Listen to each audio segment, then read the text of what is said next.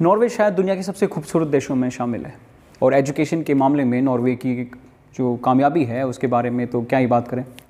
दुनिया की सबसे इक्वल कंट्री नॉर्वे है, समता का सबसे ज़्यादा नॉर्वे में है, अमीर गरीब का फ़र्क नहीं है। इन सब के बावजूद अक्सर एक सवाल सबके मन में कुरेदता होगा कि भाई नॉर्वे ये सब कैसे कर पाया, इतनी ऊपर है, पैसे वैसे कैसे आए उनके पास। हमेशा ऐतिहासिक तौर पर वो हमेशा फ़िशिंग पर डिपेंडेंट रहे, दूसरों को लूटने में और फिशिंग पर। वाइकिंग्स होते थे वहाँ पे, तो वो क्या करते थे, ब्रिटेन को लूटने आते थे। तो ब्रिटेन से की गई लूटमार और फिशिंग, ये दो चीज़ें थी जो हिस्टोरिकली नॉर्वे और स्कैंडिनेवियन कंट्रीज़ करते रहते थे। लेकिन आज की तारीख में नॉर्वे इतना डेवलप्ड कैसे है, उसके पास इतना पैसा कैसे है, और उसके पास एक स्पेशल पेंशन फंड है $1 ट्रिलियन की वैल्यू के साथ, $1.25 ट्रिलियन की वैल्यू के साथ। वो इतना बड़ा पेंशन फंड कैसे आया? दरअसल इन सब के पीछे है ऑयल, डायनासोर जूस, तेल। दरअसल क्या होता है कि 1950 से पहले नॉर्वे एक बहुत गरीब मुल्कों, गरीब तो नहीं कहूँगा बट काफ़ी कमज़ोर मुल्कों में एक शुमार था। ज़्यादा पैसे थे नहीं, ठंड भी बहुत पड़ती थी, तो बहुत ज़्यादा डेवलपमेंट हुई नहीं। उसके बाद दरअसल क्या होता है कि नॉर्वे के अंदर 1959 में ये अंदेशा आता है कि भाई नॉर्वे के अंदर हो सकता है तेल मिल जाए। उसी दौरान नीदरलैंड्स जो एक देश है, हॉलैंड, नीदरलैंड, उस मुल्क में नॉर्थ सी, ये सब लोग, सारी कंट्रीज़ जितनी हैं ये सब नॉर्थ सी पे अपने बॉर्डर टच करती हैं। तो नॉर्थ सी में जो हॉलैंड होता है उसकी ज़मीन पर तेल निकलाता है, समंदर में, कॉन्टिनेंटल शेल्फ बोलते हैं पानी के अंदर। तो उस समंदर के अंदर ज़मीन में तेल निकलाता है, और उसके बाद ये शक पैदा होता है कि यार सभी देशों में तेल होगा, नॉर्थ सी के सभी चारों तरफ तेल होगा। और इसी की शुरुआत होती है नॉर्वे में भी। नॉर्वे में ऑयल एक्सप्लोरेशन शुरू किया जाता है। ऑयल एक्सप्लोरेशन शुरू करने से नॉर्वे की इकॉनमी में एक नई बूस्ट आती है। लेकिन 10 साल तक लगातार 200 बार ड्रिल किया जाता है नॉर्वे के अंदर और कोई कामयाबी हासिल नहीं होती। फिर अचानक से एक जगह नॉर्वे में गैस मिल जाती है और ऑयल मिल जाता है, और फिर उसके आसपास जब ड्रिल किया जाता है तो पता चलता है कि वहाँ पर एक भयानक भंडार है ऑयल का, और वहाँ से शुरुआत होती है नॉर्वे की इकॉनमी की बूस्ट होने की। नॉर्वे ने एक स्मार्ट गेम और खेला। उन्होंने हमारे भारत की तरह एक ONGC जैसी एक सरकारी कंपनी बना दी जो ऑयल की खरीद फरोख्त करेगी, दुनिया में ऑयल बेचेगी एक्सप्लोर करके। स्टैट ऑयल नाम था उसका। उससे क्या फ़ायदा हुआ कि अब वो जो नॉर्थ सी है वो कई देश एक साथ शेयर करते हैं। जैसे आप ये देख सकते हैं यहाँ पर, ये नॉर्थ सी है यहाँ पर, और ये कई देश एक साथ शेयर करते हैं। तो ऐसे में अगर प्राइवेट कंपनियाँ इन्वॉल्व होंगी ज़्यादा तो लूटमार, आपस में कंट्रीज़ लड़ाई हो सकती है ज़्यादा कंपनियों के आपस में।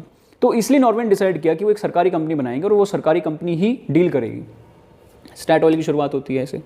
उसके बाद जब स्टैट ऑयल ने पैसे कमाने शुरू किए और नॉर्वे ने भचक के दुनिया में एक्सपोर्ट करना शुरू किया ऑयल और गैस, और आज की तारीख में दुनिया के टॉप एक्सपोर्टर्स में नॉर्वे का नाम आता है गैस में और ऑयल में। उस पैसे का अब इस्तेमाल कैसे किया जाए, इसके लिए नॉर्वे ने 2 चीज़ें की, और शायद उसकी वजह से नॉर्वे आज उस मुकाम पर खड़ा है। देखो, नॉर्वे में डेमोक्रेसी थी और नॉर्वे फाबियन सोशलिज्म को मानता था। हमारे पंडित नेहरू जी भी फाबियन सोशलिज्म को मानते थे, तो वो फाबियन सोशलिज्म को मानते थे।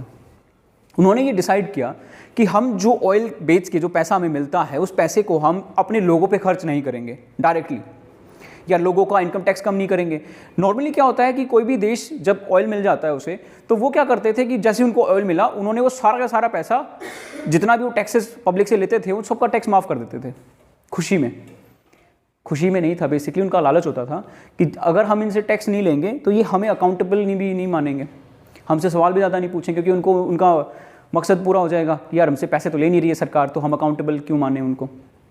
तो इसी वजह से जो गल्फ़ कंट्रीज़ में भी, जब उसी दौरान इन गल्फ़ कंट्रीज़ में भी तेल मिला था, उसी दौरान इन्होंने क्या किया, सारा इनकम टैक्स माफ़ कर दिया अपने लोगों का, उनको बल्कि खुद से पैसे और दिए ताकि वो लोग चुप रहें और सरकार से सवाल ना पूछें। वहीं नॉर्वे ने क्या किया, उसने अपने लोगों पर टैक्स कम नहीं किए, उसने जितना टैक्स था शायद उससे बढ़ा और दिया टैक्स। लेकिन नॉर्वे ने एक चीज़ कही अपने लोगों से कि तुम्हारा फ्यूचर मैं सिक्योर करूँगा, प्रेजेंट तुम सिक्योर करो। उसने वो जो पैसा ऑयल प्रॉफिट से आता था उसको एक पेंशन फंड बनाया, ग्रैंड पेंशन फंड बनाया, और उस पैसे को उस पेंशन फंड में डालता रह गया। और उस पैसे का इस्तेमाल ऐसा नहीं था कि वो पेंशन फंड वहीं पड़ा रहा, वो उस पेंशन फंड से दुनिया भर में इन्वेस्ट करते थे कंपनीज़ में। आज की तारीख में उस पेंशन फंड का 65% हिस्सा दुनिया भर की कंपनीज़ के अंदर इन्वेस्ट हो रखा है। 65% पैसा एप्पल में, ऊबर में, ओला में तो नहीं है, दुनिया की बड़ी बड़ी कंपनीज़ में, IBM में, ब्रिटिश पेट्रोलियम में, शेल में, दुनिया की सभी बड़ी कंपनीज़ में उस फंड से पैसे लगे हुए हैं। देशों को भी उधार देते हैं उस फंड से, इतना पैसा है उस फंड के अंदर। इससे फ़ायदा क्या हुआ कि इससे नॉर्वे, अब वो कंपनीज जब पैसे कमाएंगी, मुनाफा कमाएंगी, तो वो मुनाफा कमा के ऑफकोर्स पेंशन फंड को देंगी। पेंशन फंड के पास और ज़्यादा कॉर्पस बढ़ता जाएगा, पैसा बढ़ता जाएगा, और बाद में नॉर्वे अपने लोगों को क्या कहता है कि तुम्हारा बुढ़ापा मैं सिक्योर करता हूँ। एजुकेशन, इसीलिए नॉर्वे में एजुकेशन फ्री है, इसीलिए हेल्थ केयर नॉर्वे में फ्री है, इसीलिए बुढ़ापे में नॉर्वे के आदमी को कोई चिंता करने की ज़रूरत नहीं होती, वो सब स्टेट के भरोसे होते हैं। अगर आप नॉर्वे में आपकी नौकरी छूट जाती है और आप भगवान भरोसे हो जाते हो तो आपको चिंता करने की ज़रूरत नहीं है, नॉर्वे आपको इतना पैसा ज़रूर देगा कि आप अपना मंथली सर्वाइव अच्छे से कर लें। ये नॉर्वे है और ये उनकी इकोनॉमिक मैनेजमेंट है। इस पेंशन फंड से बहुत सारे देशों ने सीख ली। जापान ने भी एक ऐसा ही पेंशन फंड क्रिएट कर दिया, जर्मनी ने भी ऐसे ही पेंशन फंड क्रिएट किया, और दुनिया के बतेरे मुल्कों ने ऐसे ही पेंशन फंड क्रिएट किए। ये दरअसल नॉर्वे ने दुनिया को सिखाया। बाद में अबू धाबी, दुबई, वो भी ऐसी पेंशन फंड क्रिएट कर रहे हैं आज अपने लोगों के लिए, फ्यूचर के लिए, क्योंकि आने वाले फ्यूचर में ऑयल ज़्यादा दिन नहीं टिकने वाला। अगले 40 साल में सारा दुनिया का तेल ख़त्म हो जाएगा। अब 40 साल में तेल ख़त्म हो जाएगा तो फिर क्या करेगी जनता? बुग्गी थोड़ी, झोटा बुग्गी थोड़ी चलाएंगे सब। तो उसके लिए नॉर्वे ने पहले ही तैयारी कर ली। उन्होंने पहले ही ये तैयारी कर ली कि हम अपनी कंट्री को पूरा इलेक्ट्रिक कार्स पर शिफ्ट कर देंगे। आज भी नॉर्वे के अंदर 60% गाड़ियाँ इलेक्ट्रिक हैं। अब बिजली कहाँ से लाते हैं? कोयला फूकते होंगे? नहीं। नॉर्वे के अंदर भगवान ने गिफ्ट दिया नेचुरल डैम्स का। एक्चुअली नॉर्वे पहाड़ियों से भरा हुआ देश है। गेम ऑफ थ्रोन्स में आपने आयरन आइलैंड्स देखे होंगे, वो आयरन आइलैंड्स नॉर्वे जैसे थे। आयरन आइलैंड्स तो नहीं, वॉल्डर फ्रे जो थे उनका आइलैंड जो था वो नॉर्वे जैसा था। वहाँ पर नेचुरल ऐसे बने हुए हैं कि वहाँ से आप बस पहाड़ से पानी गिरेगा, झरने इतने ज़्यादा हैं, पहाड़ से पानी गिरेगा, टरबाइन चलती रहेंगी और बिजली बनती रहेगी। तो इतना नेचुरल डैम्स की हालत नेचुरल है पूरे सिनेरियो। तो उससे फ़ायदा क्या होता है नॉर्वे को कि उनको बिजली बनाने के लिए ज़्यादा जोर नहीं लगाना पड़ता, वो बिजली बना लेते हैं। पॉपुलेशन भी बहुत कम है, तो पॉपुलेशन कम है, बिजली की ज़रूरत इतनी ज़्यादा नहीं है, ऊपर से जो बिजली की ज़रूरत होती है वो डैम से पूरी हो जाती है। तो नॉर्वे अपनी 90% बिजली की ज़रूरत डैम से पूरी कर लेता है। 90% ज़रूरत, शायद 97% हो। तो वो खुद इतना ऑयल यूज़ नहीं करते, है ना। तो और आने वाले 15 साल में तो नॉर्वे अपने ऑयल यूज़ को बिल्कुल कट करने वाला है, क्योंकि आज की तारीख में ऑयल, नॉर्वे का जो ऑयल है वो इसलिए ज़्यादा यूज़ होता है कि उनकी फ्लीट है, उनकी मर्चेंट नेवी जो है उनकी फ्लीट बहुत ज़्यादा है, समंदर में वो शिपिंग बहुत ज़्यादा करते हैं। तो शिपिंग को भी वो कट करने की कोशिश कर रहा है नॉर्वे। वो चाह रहा है नॉर्वे कि उनकी जो शिप हैं वो भी इलेक्ट्रिक हो जाएं, सोलर से चले। तो आने वाले वक्त में नॉर्वे ये पूरी तैयारी कर चुका है कि अगर उसका ऑयल ख़त्म होता है तो नॉर्वे पे कोई दिक्कत ना आए, और नॉर्वे में कोई दिक्कत आने भी नहीं वाली, क्योंकि उसका पेंशन फंड उसको एक बहुत बड़ा कवर प्रोवाइड करता है। दूसरा, उसने अपने आप को पहले ही ट्रांजिशन करने की तैयारी कर ली है क्रूड ऑयल से इलेक्ट्रिक पर, जो नॉर्वे के लिए एक वरदान है। अब ये सब नॉर्वे के सामने एक चैलेंज के तौर पर आता है।